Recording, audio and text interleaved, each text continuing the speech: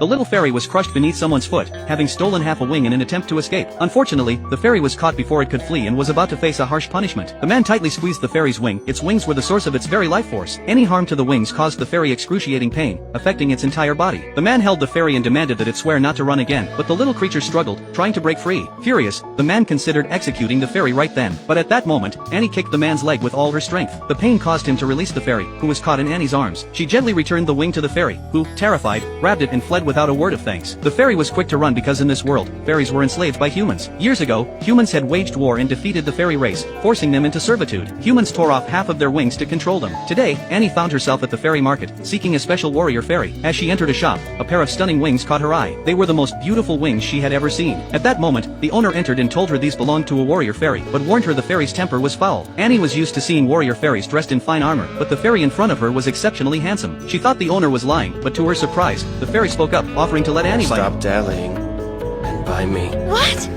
Did you say to? The owner was shocked. It was the first time he had seen a fairy show interest in a human. The fairy, however, mocked the owner, claiming he wouldn't like dirty humans. The owner, angered, squeezed a pouch on his chest, and the fairy immediately collapsed to the ground in agony.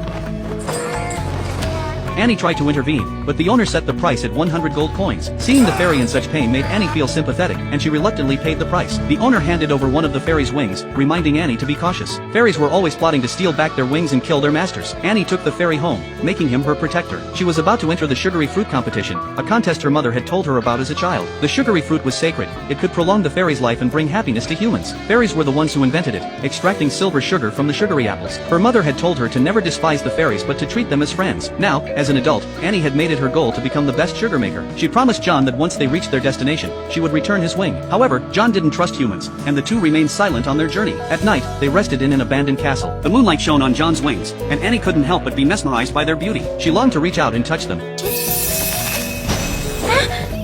Don't touch me!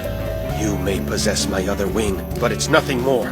Sorry. But felt guilty and apologized to John. Later that night, Annie was suddenly awoken. John had almost taken his wing back, and Annie realized the truth of what the owner had warned her. Fairies despised humans. Annie promised John that even if they couldn't be friends, she would return his wing. Hearing this, John decided to protect her in return for his wing. After all, he had been enslaved by humans for over 70 years. Yet, something puzzled him. Annie carried the scent of silver sugar. The next day, the two encountered a group of bandits. Annie asked John to handle them, but John was unhappy with her tone. As a master, she had not given him a clear command. As the bandits drew closer, Annie finally gave the order. Though she feared for John's safety, the rare warrior fairy easily slaughtered the bandits with a few swift strikes.